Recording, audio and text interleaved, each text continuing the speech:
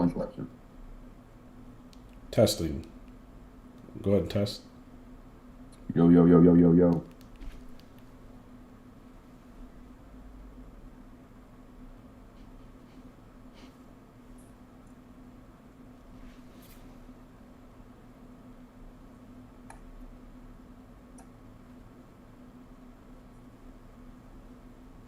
Go ahead and test. Yo, yo, yo, yo, yo, yo. All right. And we are live. What's up, everybody? Welcome back to the Radical Roots podcast. I am your co-host, Payron Baxter. I'm your co-host, Ram Sandoval. I'm your co-host, Andrew Parrish. And again, we are the Radical Roots podcast where we dig deep to move us all to go higher. Well, folks and fellas, it is Eugene Robinson Day, or Eugene Goodman Day. What was that brother's name who was there in the Capitol? But in other parlance, it is January 6th, 2025. And we are here to commemorate or talk about, commiserate, if you will, January 6th, our feelings and the administration we're about to walk into. So, fellas, Andrew, where were you on January 6th, 2021? I was at work watching the live stream on the news of what was going on. Staying shocked at the whole thing all the way throughout. Yeah. Yeah. I was at work too. I was in Chicago. I remember vividly. It was like one of those things you kind of remember like exactly where you were at, like where you were standing in a room. And I was at my desk, and I remember like seeing this happening, and it didn't necessarily shock me because I remember as early as December, Donald Trump, I'm having a January 6th rally, So for me, red flags were going off. Like, why? Like, and so I think, you see this mob, before that, you see Trump talking to his fans and or whatever you want to call them. And then you start to see the breaking report of, them breaking into the Capitol. And I remember being like, typing to somebody at work, or like, oh my gosh, like, they're actually like breaking into the Capitol. At that point, you didn't know what was going to happen, right? You didn't know if they were going to start pulling out guns. You didn't know if they were going to,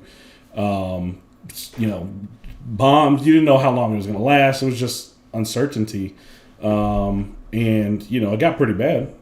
Definitely extremely bad. I mean, it was probably the most physical assault I've seen on live television with that many people on police officers, and police officers losing, right? They weren't, I don't recall seeing police officers getting beat down like that at really any point in history. Usually they're the ones doing the beat down, right? They're usually the ones beating down the people for whatever reason, whether it's to control a crowd or riot. In this case, you could tell that they were not ready, which is crazy when you think about being at the Capitol. So it sticks out in my head. I knew exactly where I was at. Wasn't sure what was going to happen. Yeah. For me, I remember exactly where I was. I was having, one, I'll say this. I'm just go back a little bit. I remember I called the insurrection on November 17th, 2020. It's still up on my Instagram right now. I said, and I walked through the steps of a coup d'etat. I walked through the steps of an insurrection. I said, this is what we're about to see. And mind you, they officially called the election for Joe Biden on November 7th, 2020. So I knew 10 days later, we were about to see a coup d'etat on American soil. Yeah. And one thing about someone, that studies history is that, like, you hate being officially called the election.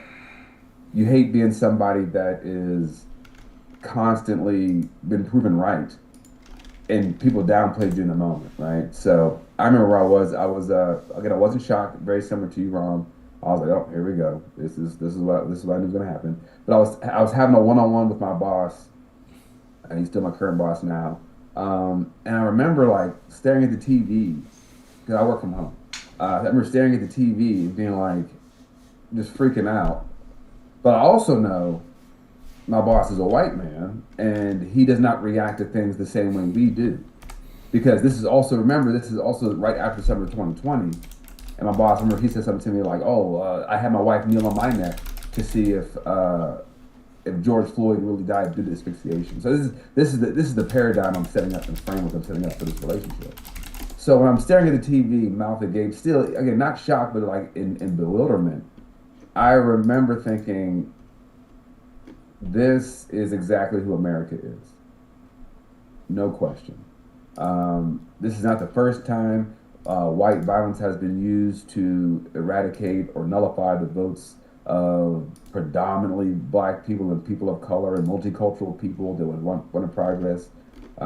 We could tee that up to here in Wilmington, North Carolina, a very successful coup d'etat with the fusion party between poor white and black and recently free black people, and they created the fusion party, and the white folks came down and slaughtered almost 200 people, and from that moment on, Wilmington, North Carolina, has still been a all white led city since that insurrection in the end of the 1800s. So I remember where I was, and it just made me reminded me that history, it may not repeat, but if a damn sure rhymes. And now we're here, fellas. Now we're here. Well, yeah, and I think. I think there's no reason for history not to repeat itself when you think about if we were in a situation again where a Democrat were to win the presidential office, there's nothing to stop this from happening again. I think it will something that will happen every time. That will always question it. In 4 short years, we look back, we look at the headlines from 4 years ago. It's look at that. I mean, and if we look today to headlines, you can see Trump mob storms Capitol, insurrection, pro-Trump mob invades Capitol, under siege, assault on democracy, disbelief and dismay, intolerable attack on democracy. I mean, they don't really mince words. But, if you look today, and I don't necessarily have, all these articles, but I was trying to look at some of the ones from today. And, this time, certification of election is less messy. The certification of the election is less messy. I mean, it was just messy now, Messy. It was just Right. messy. Get your ducks in order. There was another one I saw where Trump was able to transform this January 6th narrative, right? So we're talking about narratives. We're talking about how it's being perceived and how people feel. It's very fluffy. There's no look back on what it was, because one reason we talked about this a few weeks ago is these newspapers, the people who own them. Their editorial, they won't let that go out. They won't let a controversial headline be on the front page of a newspaper because Trump, Republicans, his crew have been successfully able to basically say, if you don't play ball with us, you're going to be penalized. And how that actually looks, how they actually penalize people, I think remains to be seen. But I think it can be anything from economic retribution, right? Tariffs. I think it can be weaponizing the law enforcement agencies, federal law enforcement agencies. It means spying, which I wouldn't be surprised if that's already happening, but taking it to the next level. Arresting, and probably even physical violence in a lot of ways. And so that's where we're at in America. And this isn't something that's necessarily foreign to America. It's foreign to America in my lifetime in the sense of, I was born in the 80s, right? But they really are making America great again and great in terms of the time period that I do not wish to revisit or experience for the first time in my life, but that's where we're at. The Atlantic had a headline. It's another example, and we'll get into the media here in a second. But the Atlantic had a headline. It's very similar to what you just read. January 6th and a triumph of the justification machine. I always think it's funny how American media will, and y'all listen for this too, and folks out there listening, if you see this, you'll know this is what Perrin's talking about. Anytime conservatives, Republicans do anything, it's always touted as a win. Republicans successfully overturned Roe v. Wade after 50 years, right? Joe Biden passes a infrastructure bill, finds conflict in the Senate, right? Like it's stuff like that. It's the framing that whatever they do has to have a sliver of credulity, because if not, that means the whole system is incredulous, and that's why we see this in our media. But I did see something else. I saw a tweet from Chris Cuomo, and I'll just paraphrase it, but it's something along the lines of like, January 6th wasn't an insurrection. It wasn't violent. It was a messed up day, and I'm paraphrasing what he's saying. He's using a more advanced word, if you will. And if it was Antifa or BLM, it would have been a lot worse. Now, the reason this is so problematic, in my personal opinion, is because one, Chris Cuomo is someone that most folks that aren't as illiterate as media literate as we are would maybe think that Chris Cuomo is a centrist, moderate, or even just a blue dog Democrat, right? Someone that is a progressive in his heart, but still has a little of these conservative bona fides. In reality, he's someone who is very much pay to play. He's very much someone who will side with power. I mean, again, he got fired from CNN because he was running cover for his brother during his sexual assault allegations, right? So this is someone who will always ally himself with power just to get, close to the inner sanctum of whatever information is out there. So I thought that was scary. And then secondly, one of my other favorites from my CNN, and I don't watch CNN either anymore, but Dana Bash. She was talking about how they were the weather today, and how they were going to certify with the 7 or 8 inches of snow they have in DC right now. And she said it's a lot different from 4 years ago, and all the snow is almost like a blanket of calm. And I remember being like, that's bullshit, because it can't be a blanket of calm when Republicans win, and if Democrats win, it's insurrection. And then this is because that's untenable. You can't maintain that moving forward. And I just want to call that out, because that's definitely BS. Yeah, I can't, like, Dana Bash's. Yeah. You guys ever watch The Wire? That was you ever seen that? Yeah. It reminds me of when they're like, we want to explore the Dickensian effect. Make up a good warm feeling story and something captivating. And I'm like, we're talking about snow, being calm, and the yeah. So, well, but I think that's the bigger problem, right? Is the media? I think I said this a few episodes ago. As people need to understand that news doesn't just pop into our brains, right? News, there is someone that curates it. There's someone that edits it. There's someone that funds finding out those stories. Information is very expensive, right? So to get any sort of information is very, very expensive. And we should be holding our media to account, because they should have an adversarial relationship with power. But we're witnessing our media trying to be show their yellow bellies. I don't know how to really put it. They're showing their yellow bellies. Yeah. Well, when everything's for profit, that's where we're at. The Upton Sinclair quote: "It's hard to get a man to understand when his paycheck is rooted in him not understanding." Can't learn. You don't want to learn. You're not curious. You don't care. But I do think January 6th, I don't know how y'all, I'll ask y'all about this, but I don't date. I haven't dated in 13, 14 years since I met my wife. But we watched. I ain't gonna lie. We watched junk. We watched junk food TV. We watched Love Is Blind and stuff like that, and on Netflix. But we're always talking like, why don't they get into politics? Because I get it. You don't see each other. I don't know if you guys know how the show works.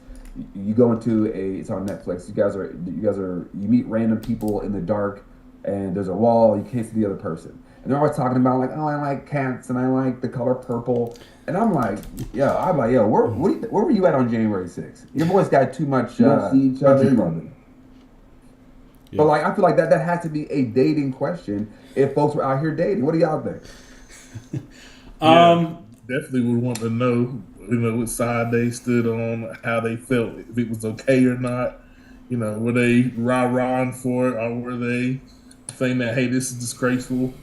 During election, that was one of the questions on a lot of dating apps, like, who do you vote for?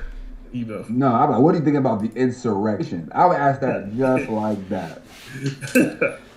I feel like to be honest, like I don't know if I ever went on blind dates like that, because I feel like if by the time I got to that point, I'd already know, like, it's something about your character, it's something about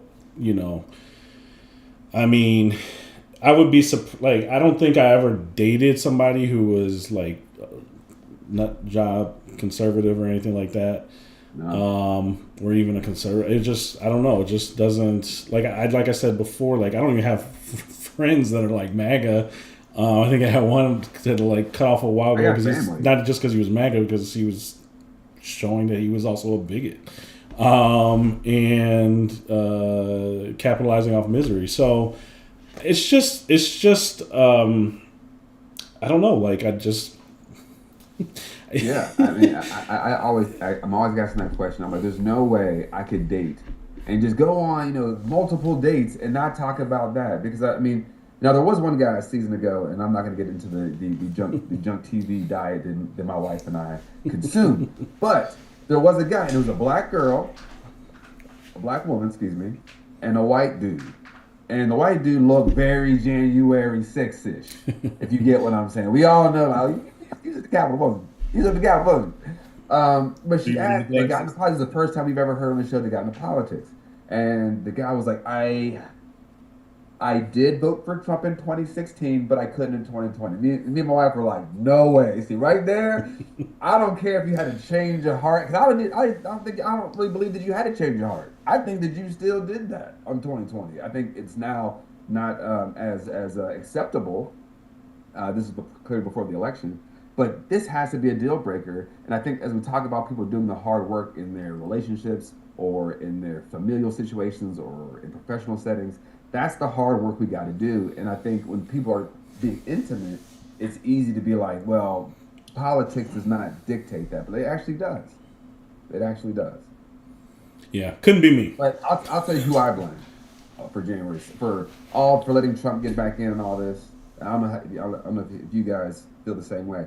I blame Merrick Garland. I blame Merrick Garland for letting all this stuff happen. Because Merrick Garland was sworn in on March 11th, 2021. He appointed Jack Smith on November 18th, 2022. And then every sort of roadblock, we knew Trump and the Trump administration was going to throw every obstacle at all these cases. And at that point, the clock got ran out. Yeah, I think that's why I'm putting a lot of my, like, come on, man.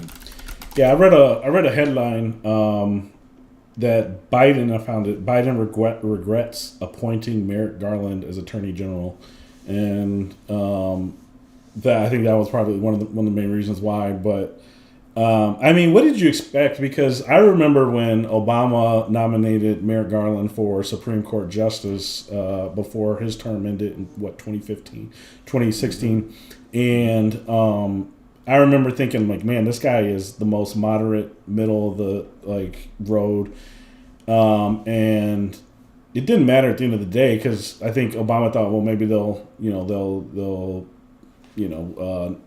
confirm this centrist, this moderate. He's so centrist, right? Yeah, and they didn't. Which, okay, I honestly, like, if Obama nominated a liberal, it wouldn't have mattered, right? So it was worth a shot. But you see that they don't really care. It was more about who. And because I thought, hey, this is, in my mind, I'm still younger. I'm thinking, yeah, let's keep it, let's keep it even. Let's put a little moderate in there, make it. And no, they weren't having that. They were rabid. And then for Biden to come along 4 years later and make him the attorney general, when you need more of an attack dog, right? Somebody who's actually going to go out there and be aggressive, not hand it off and play nice guy. This is after the insurrection. This isn't like we knew who he was at this point. It wasn't like, we were just getting the game show candidate running in 2016. This was the guy who literally caused an insurrection, caused a riot at the Capitol. And was a time that required for somebody who's more aggressive and not waste time. And so, yeah, I mean, if it was the other way around, Republicans and they wanted to prosecute somebody, it wouldn't matter. I think we're about to see it. I think we're going to see. They're going to prosecute with no crimes. They're going to start trying, at least attempting to investigate, to ruin people's lives, and we're going to see that with no crimes. Yeah. But who do you blame, Andrew? Who do you blame? I blame Biden because he didn't really talk about it. He appointed Garland appointed Smith, and he just let it go from there. He didn't try to keep it like a heavy topic, like make it like part of his thing that we want to see this through, because it just took entirely too long. It didn't ever seem that serious, like they ever wanted to get a serious conviction. They were just wasting their time, dragging their feet. Like it kept going on and on and on, and it never seemed like they were taking it serious. And he didn't really talk about it as much. So it starts at the top. Well, it was 4 years. 4 years. It's been 4 years, and so what are they? I mean, they're waiting to see if he loses again. I mean, why? I mean, justice doesn't. Justice shouldn't care if he wins or not, and then you wait till this other case he has a month before on Friday or something, right? Yeah, sentencing is coming up for his one of his. So he's got so many cases you can't even keep up. But yeah, this was the New York case, and we're talking about sentencing. This is hush money case. This is from 20. I believe this goes back from his first time running, right? So, I can't even keep. No, this is the E. Jean Carroll case, right? Let me see. No, this is his 34 felony convictions. Okay, so that was the hush. That was related to the money. Yeah,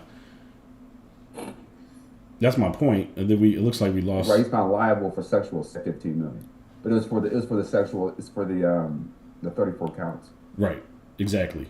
It's hard to keep up. Anyways, we're talking. These things were 8 years ago, 4 years ago. This is after the man literally took confidential, was it ultra secret like documents out of the White House and then wouldn't give them back. Like this man, I'm telling you, this man was in Mar-a-Lago, like showing off. Like this is a guy who talks. He likes to talk about what he knows. He has like the trench coat with like all the watches in it. Yeah, he's like, you want some Taiwanese launch codes? You guys want some Israeli intelligence? You guys want? I mean, it's like that's what it is. And he's like, it just goes back to show me that how frequently they say that folks who are like us are the criminals. And he's such a sleazebag. Yeah, he's such a sleazebag that he would do it. He would sell it out for a membership at Mar-a-Lago and try to get his members. This is a man who's barely a billionaire. He's been back and forth between billionaire and millionaire. But do we know? Do we really? We don't really know. But also, what we do know is that pretty much every other millionaire or billionaire that started off in his place, they've gone up. Their worth has gone up drastically. His has actually been one of the most like mediocre. Yeah, he is not a good businessman. So you can imagine. Just come on to or get a membership in Mar-a-Lago. And he's giving it away. He's showing pictures. I guarantee you, he's just walking through his party, like bringing people to a back room, showing papers, and he just give away secrets. Like that, there's no doubt about that. They have so much. He's as transactional as an ATM, man. Like this is somebody that he was hawking gold sneakers and gold watches and The Uh, grifter in chief. well, the grifter in chief, right? He was trying to get votes by selling mug shots and pieces of his suit You and got going to somebody. Chick-fil-A trying to give milkshakes to people. This is someone that is not actively trying to care about anybody besides him. He actually ran for president, as we all know, to keep himself out of all them cases. Yeah. Right. And so now we have this kind of self-fulfilling prophecy where it's like, well, you can't convict him because it's like, well, the system itself that you would have thrown all three of our black asses up under the jail if we just would have been like, hey, I don't know if the election was right. They would have killed us. And for Trump, he gets to rerun. That's why I said Luigi Mangione, what he needs to do is say, in 4 years, I'm going to run for president. And they'll say, hey, we can't convict you. We can't do anything. Because if that is the standard now, that has to be the standard across the board. And one thing I always tell folks is that if you have two standards, that means you have no standards. Right. And our country cannot function this way. And we're going to see that up close and personal after January 20th.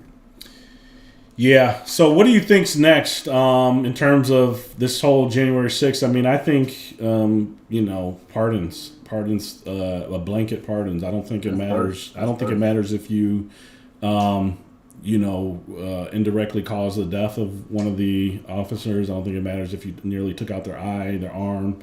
I don't think it matters if you stepped foot. It's back to blue. Right. When they wanted to be. It's only back to blue when it's for their agendas. We know that. Or when it's when they're beating up a black person or killing. That's when it's back to blue. Back to blue. The same way they backed Daniel Penny. The same way they backed what's his name from up in Wisconsin. Because I'm hearing a lot of people say stuff like, our institutions held today. I saw that from, again, I haven't watched the news, but just some of the clips of the news of some of these folks, and of yesterday too, some of the Sunday shows, folks being like, well, our institutions held. And I'm like, but did they all? Because the same man 4 years ago today that stood on that ellipse and whipped up his hooded horde and then launched them at the Capitol and said, I'm going to go with you. And that was the crux. Right. That was the crux. I'm going to go with you. And then we watched all of these white men, and of course we'll say it wasn't all white, 99.9% white men. They weren't all economically anxious.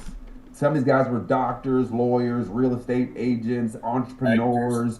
Get out of my face. These people were not economically anxious. And then he sent them to the Capitol. And then when they got to the Capitol, they broke in with riot shields. They defecated on the walls. They said Nancy Pelosi and AOC were here to grape you. Stole laptops. And then desecrated parts that they could. They stole what they could. The thieves stole parts of the government. They stole that podium. They stole stuff out of Nancy Pelosi's desk. And then to your point, and then injured over 140 officers.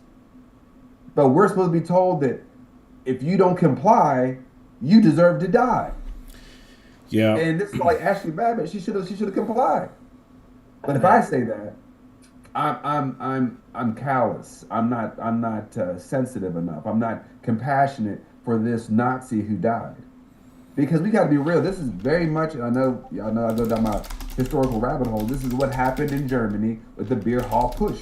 When Hitler tried to do a violent coup in 1927, he was able to go to jail, spin the narrative as we just read all those headlines, and then get more support when he got out of prison. At least he went to prison.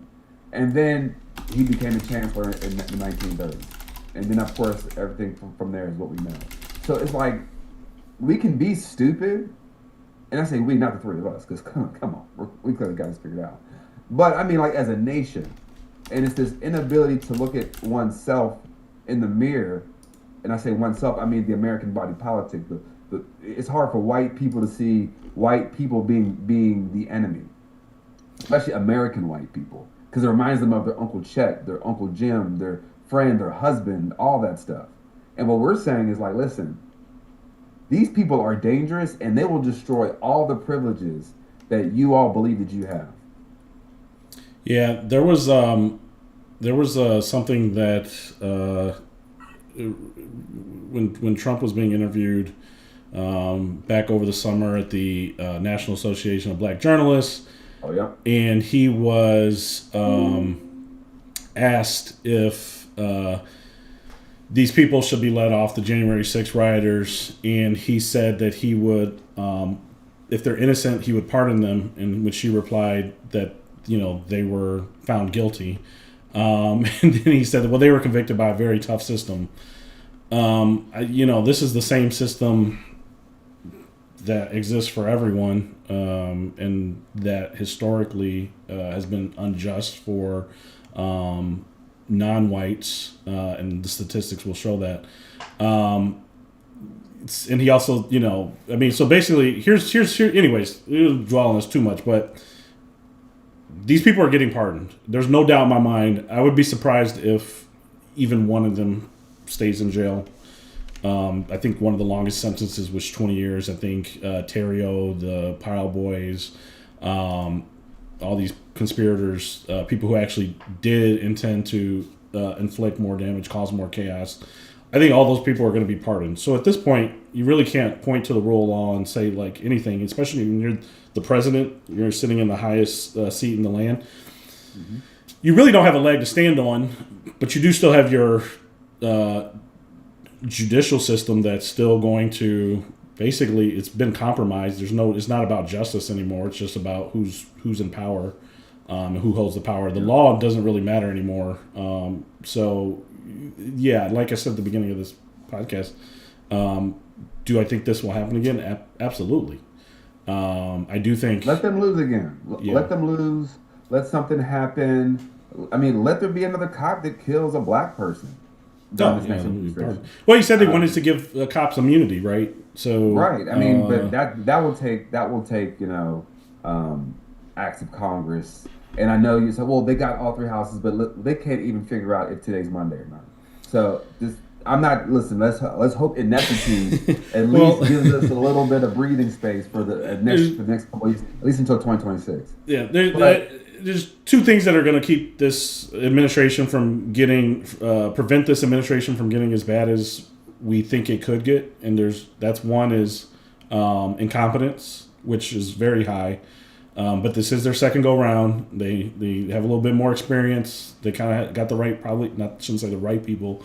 They have the people to do what they want, and they have the people who are not going to stand out of their way, get them out the way. And then two is people like us or anyone getting in the way, and shining a light on these things, holding people accountable, communicating and talking to neighbors, letting people know what's actually happening. One quick thing. And I do three. I do the third one too. Mm-hmm. He's going to be a lame duck. Like he's going to be. I think people are thinking of it as like a fresh Trump. Not like this is it. This is it. Like he can't go no more. This is why Steve Bannon was like, I think he could run a third term. What we're about to witness, and I know we all saw with Joe Biden. That man went up there on that stage in June talking to Trump and said, "We beat Medicare." I said, this man can't do it. This man can't do it. And he said, we finally beat Medicare. I said, oh my God. And Trump was able to win in that debate, at least. I clearly don't think Trump's a better candidate. By his own failing, right?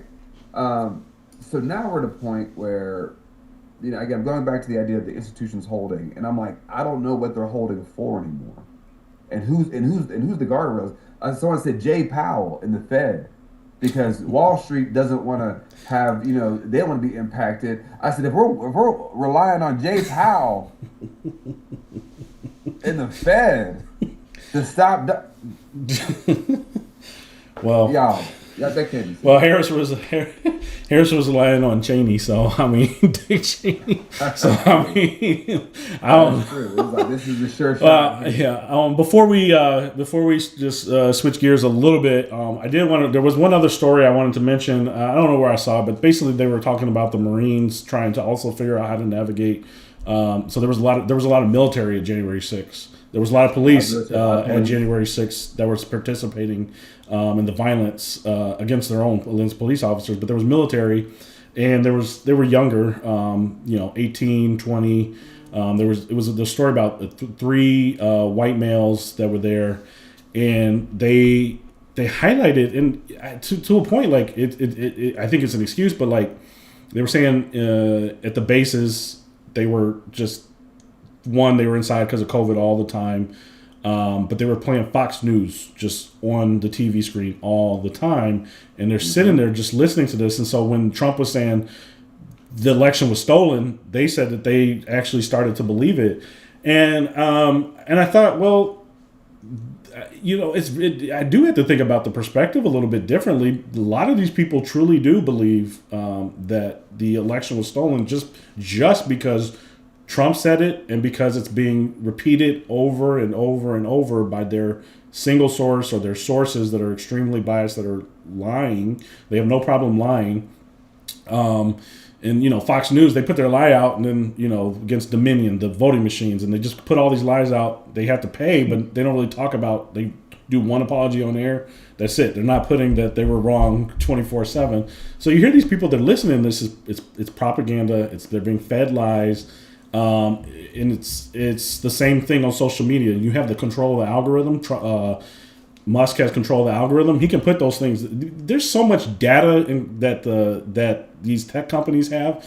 They know what we're going to do. They know where we're probably going. They know every single thing based on all these little data points about us. And we think we're snowflakes. We're not. They have it figured out to a science, so they know who needs to see what, who they want to see what, and all this stuff is being pumped in front of these people, even more than Fox News. And so this is just something that people have to be aware of, that these people are actually being brainwashed. And they can be brainwashed into the same way they can be brainwashed to go into January 6th. They can be brainwashed to do a lot of other things. Dare I say, that is the point of the military. The military. To say you're going to get some kid to say you're from Skokie, Illinois, or Branson, Omaha, Nebraska, and can you go kill someone in another country that you don't know, some brown person?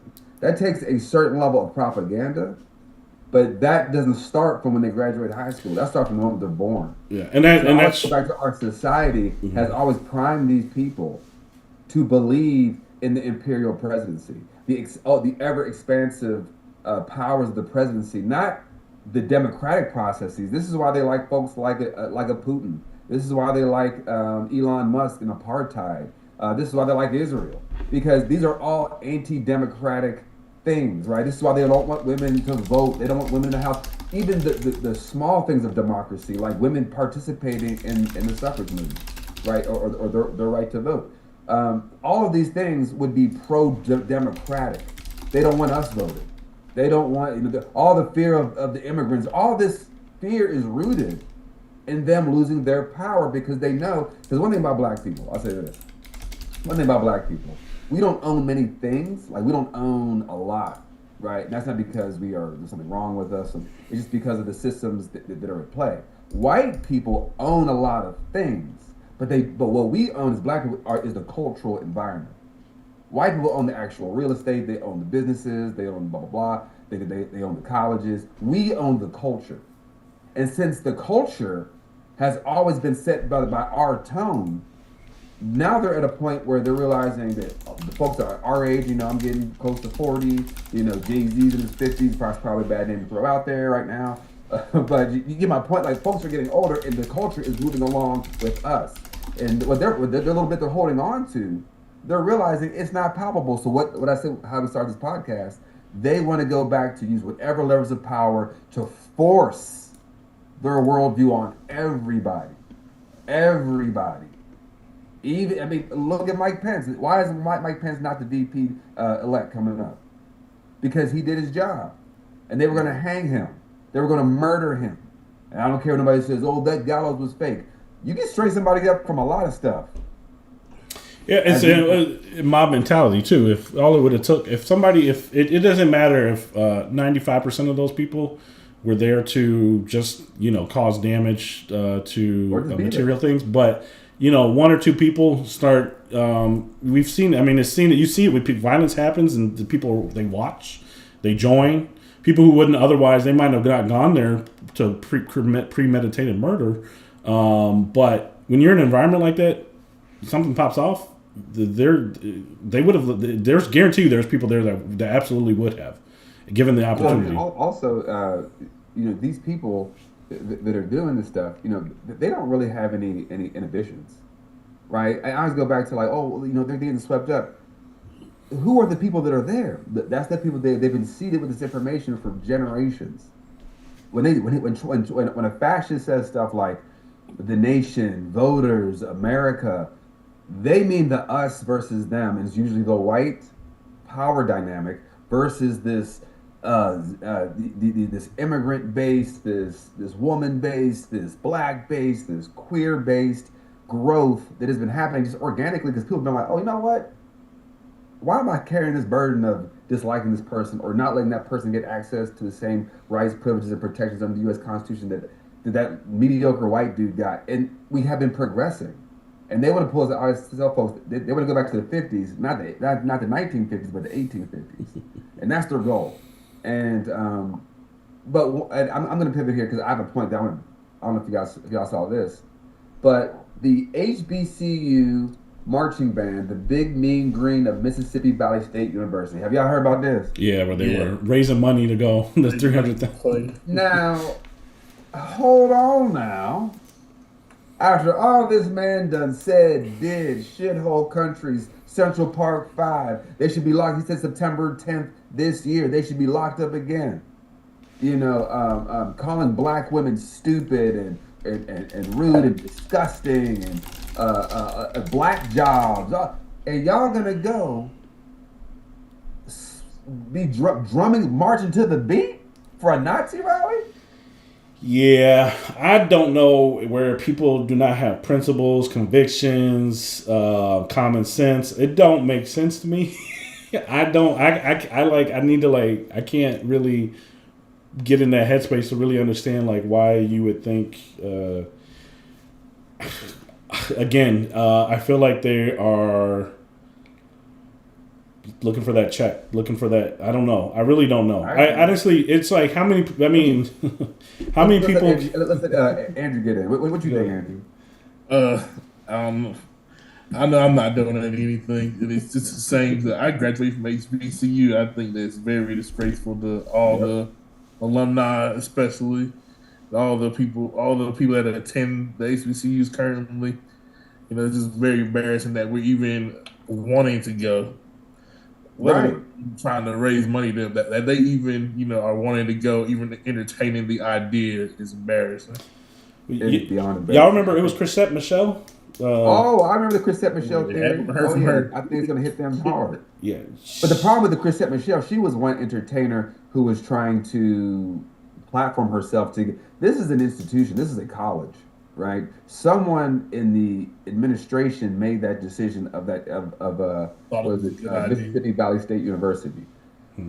Someone made this decision, and I think if I was on the band, I wouldn't go. Yeah, probably. This is a moment where we need some strong spines. We have a bunch of yellow bellies, but we need some strong spines. I mean, I don't. All money ain't good money. That's what I learned growing up. Hey, yeah. There's a lot of things I would trade in this world for my money. So, yeah. And I think about how many times we've been done wrong in this country. And when do y'all remember black folks storming the Capitol? Was it during slavery? Was it during the Reconstruction era? Was it during the 100 years of Jim Crow? Probably just to build it. During the Red Summer of 1919, where they were hanging black men in their uniforms because they had the audacity to come back after World War I and just want to be considered a human, and they strung up hundreds of they just came back, but active duty military men in their dress blues, in their military garb, just to say you ain't nothing. Nope, didn't storm the Capitol then. Did we storm the Capitol before the Civil Rights Act of 1964? Nope. Did we storm the Capitol before the Voting Rights of 1965? Nope. Did we storm the Capitol during the War on Drugs? Nope. So I don't want to hear that the anxieties of people that have had all the privilege, all the power, all the hegemony of this country that they were just upset that this white man lost to another white man. It wasn't even like he lost to a black dude or Obama or even Kamala Harris. So I'm so sick of this narrative that white men get to be violent. And I think we talked about this on our last episode about gun violence, where that is just an acceptable behavior pattern for white men. But if we ever just raise our voice too much, we are a threat to everyone. And there's just no one has a higher body count than white people in this country, or America itself. No one has a higher body count than America across the globe. So Trump represents the violence and the long history of colonization and oppression that many of our ancestors have written about, talked about, spoken about, try to empower people to say, hey, this whole thing is made up. All these, look, as we saw today with January 6th, all of this Constitution stuff, it's all made up. It's all made. These are rules that you can choose to when to apply them. And what we're going from is a country of a rule of law to a country that's a rule by law. Because the difference is a rule of law. It doesn't matter who's in charge. It doesn't matter, what's happening. This is the law. But rule by law, it depends on who the person is decreeing the law. That is who the law is. It's me. I'm the monarch. I'm the king. I'm the Trump. So we're going from a rule of law to rule by law. And that's what scares me. Do you think that there's been another time like that in American history, though? Say it again? Do you think there's been another time like that in American history where it was rule by law, not rule of law? Absolutely. I mean, the vast majority of our country's history. I mean, guys, we got to remember, as the three of us talking right now, we are living in a time where America has been less under slavery than it has been under slavery. Right? We had 246 years of chattel slavery, almost a quarter of a millennia. Mm-hmm. Our ancestors were enslaved. We've only been out of that for about 100 and some odd years, 140 some odd years. 160 some odd years, I think something like that. I can't remember that. So what did it take to get out of that? Well, and the thing is, unfortunately, we're not even taught that. We're taught that it was because of the Emancipation Proclamation, because there's a great president that just wanted to change those things, and the LBJ that just wanted to make sure there was a Voting Rights Act and a Civil Rights Act. None of that is true. The way we got out of slavery was due to pressure and violence, and it wasn't because of the benevolence of our white political class. And there was some who were pro-slavery, and there's some who were anti-slavery, but neither was really trying to move the mark. Now, what we're not taught of back in this day is there were over 250 armed slave rebellions. That is not the same thing as January 6th. I'm just going to be very clear about that, because people will hear that and say, oh, Perrin, you're advocating for more January 6th. No, I'm not. Because when does your history start? Does your history start from when I slapped you?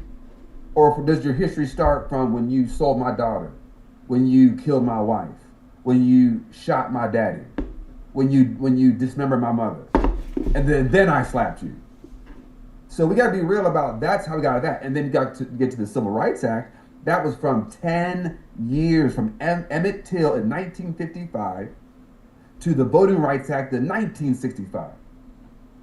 We're in moments like that where we don't know how far we're. I always say it's like the man who's in the 100-year war, but he's in year 3, and he's like, man, I can't believe it's been 3 years, and he thinks it's almost over. You got 97 more years to go, but he doesn't know, right? So we're in this long slog, and we have to be aware that we have to have a leftist, progressive, liberatory mindset if we're going to try to get out of this thing. And that's going to take us learning, or first unlearning, and then learning. Because if you don't have the education, if you don't have the politic, I don't care how much money you got, I don't care how many degrees you got, I don't care how much prominence you got, we are going to be in the same place in another 100 years. Because I hear all the time, especially around brothers, and they're like, man, P, if we could just get all of us together in a room, we get our money together, and we did that before. It was called Tulsa. It was called Osceola, Florida. But if you don't have the political apparatus with the economic apparatus, you have nothing, because every dollar we have is a token of the power of this country. That is not your power. That is not my power. That is not Andrew's power. That is the power of the state. And the more of these pieces of, I call our money, green pieces of paper with portraits of enslavers on them. And whoever has more green pieces of paper with portraits of enslavers, we get to say, I'm better than someone who does not have green pieces of paper with portraits of enslavers. This was fed to us by the same people who want us to say January 6th doesn't matter. Because Trump represents those green pieces of paper with portraits of enslavers. That's the moment that we're in.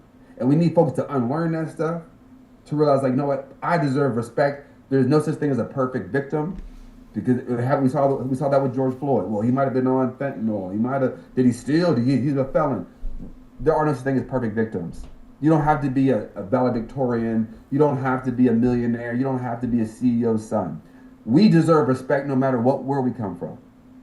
And that is what threatens Trump and MAGA and all that. And that's why they January said, no, we're sick of it. We're sick of addressing history, talking about racism or talking about sexism or talking about blah, blah, blah. We just want to go back to calling a broad, you call a black guy the N-word, and he's cool with it because, he's cool. And that's the moment that we're in. And I'll leave you guys because I know we're out of time. But I said this at not last year, but the year before last NAACP meeting. They got me kicked out that meeting. But it's so true. They pulled me off stage. But it's true, though. And I said this 2 years ago, and it's still just as true today. We are in a burn the sheets moment. We are in a burn the sheets moment. If y'all have ever heard me say this, it's because I believe it. In the 1950s, when we would go stay at hotels, they wouldn't have to, but they would burn the sheets after black people stayed there. Even famous people, Lena Horne, she would go to different cities and she'd go stay in Chicago or wherever in big hotels, and they would burn the sheets after her black skin later. She was very fair skinned, that doesn't matter. But my point is, a drop of black blood, we got to burn them sheets. Even in the movie Django, y'all remember Steven's character in Django, played by Samuel Jackson? Mm-hmm. He should have won an Oscar for that coon role that he played, by the way.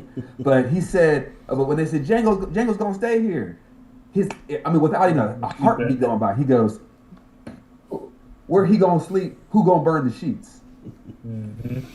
So I said all that to say we're in the burn the sheets moment. So imagine after 8 years of an articulate, smart, good-looking black family that occupied 1600 Pennsylvania Avenue, what the white supremacist power core thought. They said, we got to burn the sheets. We got to burn the White House down. We got to burn the country down. That's what we're seeing. That's what January 6th was.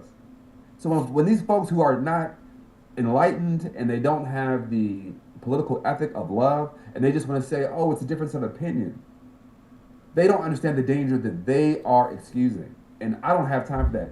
Our babies don't have time for this level of excusing white violence anymore. I don't have time. And now when I say we don't have time as black people, we literally do not have time because we don't live as long as white people due to systemic racism. But due to when you go to the doctor says, oh no, you're fine, go home, or you don't really need that pain medicine. Due to when you go into a job interview, you gotta say, I hope these motherfuckers ain't racist. Due to when you get when a cop pulls up behind you, you worry, am I 10 and 2? Am I straight? Do I got all my stuff on me? That is why we don't even have time to sit here and act like, oh no, it's a difference of opinion. No, it's not, Carol. It ain't. So all this is because of January 6th. And this burn the sheets moment of January 6th, 4 years later, the redux, is because we're in a burn the sheets moment. That's why he won. Mic drop. Good job, man. I enjoy listening to you, Peyron. I think a lot of one of the things the lines you coined for our podcast was dig deep to reach higher, and I think really just connecting the dots and listening to you talk and connect the dots and how these things are all interrelated, and I think it's really important for I enjoy listening, but also like our audience, and really just kind of I think it's so important because people, they're so focused on the top of the issue, the surface of the issue. It's like the name of this podcast, and for everyone out there, it took us It took us a little over a week to figure out, but we actually put a lot of time into trying to figure it out. I just think like it really is. We're just going to be digging deep and talking about these things, and a lot of it is going to be uncomfortable for some people to hear, and it's uncomfortable truths. It shouldn't be, but some like first time you're hearing it, even for Democrats, like the first time you're hearing some of these grandma, things. she always warned me. She passed a few years ago. She actually passed the day before my daughter was born. But she said, I remember she used to tell me growing up. She said, "Peyron, you got to be mindful and be wary of people that would rather be right than alive." Mm-hmm. And that's what we're dealing with right now in the Democratic Party. That's what we're dealing with right now in the Republican Party. That's what we're dealing with right now. People who just didn't engage and they don't want to get off the couch. Because again, a lot of us, it's not that we're not against Trump. It's not about Trump versus Harris. It was about Harris with the couch. But even those of us that did show up, we knew the assignment. We knew what it was, no question. What do you say to those that say, "Oh, don't playing identity politics and da da da da"? What do you say to that? Well, I say Trumpism is identity politics. Mm-hmm. Are you serious? Trumpism is your masculinity, your maleness, your straightness, your whiteness. They're coming for you. That's all identity politics. But the problem is in America, whiteness has been able to become synonymous with Americanness. Again, what I said earlier, when they say teachers or voters or students or children or fathers, they mean white. They don't have to, as Toni Morrison says, they all get to be American. We all got to be hyphenated. So when people are like, "Oh, don't deal in identity politics," no, what it is my identity and me walking into my identity and asserting my humanity is causing you discomfort. And that's not my problem. That's not my problem. Because again, I'm asking about the rights and protections and privileges under the U.S. Constitution for everybody. So if you just stay there, the identity politics goes away, and they'll say, "But the trans issue, blah blah blah," or the black person issue, or the immigrants. It's like, cool. If you were born in this country, should you have the same rights as Donald Trump, or less rights than Donald Trump? Period. That's my whole politics right there. And if they can't discern that, then we are dealing with someone who is intellectually lazy and probably intellectually cowardly. Now I say that it's lazy because all you gotta do is look up this information, right? It's at your fingertips. We all have these supercomputers in our pockets, right? And they're cowardly because if they did look that information up, they would find their own culpability in those systems and those processes every single day, which they benefit from. So honestly, it's a deeper conversation than like identity politics. Because most folks that are saying that by identity politics, these are people that actively benefit from their own identity being centered. Right? These people, they're upset about black mermaids and does Mr. Potato Head have a penis and all kind of stupid shit like that. Instead of being like, why don't we have health care? Because we're too busy talking about identity politics for there being a trans person on the basketball team, or because there's a woman that's a CEO, or because Colin Kaepernick took a knee because he was trying to bring a focus to police injustice. We got to be real about this stuff. And a lot of people who get mad at us for talking about quote-unquote identity politics, these are people that want to keep the status quo. And some of them are Democrats. Yep. All right. Well, we're heading up on time. We've gone over, which is we always our goal was to stay under time. we have a full episode again. But we're gonna figure out this format. We're gonna figure out the cadence. There's so much to talk about. We're building our audience, and we came up with we went from the idea of doing a podcast together to actually doing it within, I think, maybe 2 or 3 weeks. We took about a week and a half of a lot of brainstorming, come up with the name, what we wanted to do, and Facebook, Instagram, they won't let us go live for the first 30 days of our account. We want to put on the Radical Roots account, so we're going to be on YouTube. Eventually, we're going to be on YouTube, Instagram, Facebook, and right now if you are listening, if you can share, comment, like, subscribe on whatever platform you're coming from. and share with just 2 or 3 of your friends. Somebody might be interested. Again, we're talking about national, we're talking about the state, and we're talking about local here in Union County, a red county. And we're going to have more news for you in the Union County side of things. Peyron's the current Union County Democratic chair. But, there's things like the commissioners, the Board of Education. They actually meet next Tuesday, 7 p.m. We need a lot of attorneys in Monroe. to run. We need folks for district attorneys. It's always a bunch of Republicans here. So, there's a lot of stuff that we need folks to get involved with. I know that's not specifically what you're saying, Ron, but but folks are saying like, oh, I don't know what else to do. Like there's a lot of positions that are just not filled or folks are not interested in. So yeah, being visible. These I just learned that the mayor of Monroe, which is the biggest city here in Union County, is he's just ultra MAGA. He's on Twitter tweeting MAGA all day like a MAGA. I'm like, oh my gosh. He was the guy. NAACP asked him when he was running, it was like all the candidates for like commissioner, Monroe City Council, and mayor, like all on one stage, and they were like, "Hey, we're gonna ask one question, and all you guys answer." And they said, "Do you believe in systemic racism?" And most people, yes. It got to him. He was the 4th person, and he was like, 32-second pregnant pause, just trying to figure out. Then no. Trying to figure out how he's going to keep he's sucking up to MAGA. He's trying to figure out how he's going to land a seat in Trump's orbit, right? Which probably won't even show up on the radar. He seems politically weak. He's a violent guy. He's a violent guy, and stuff like that. We got to be like, But this is what we can't try to find middle ground with this type of people, right? And I'm very serious about that. I know people think that makes me being like somebody who is hard to work with.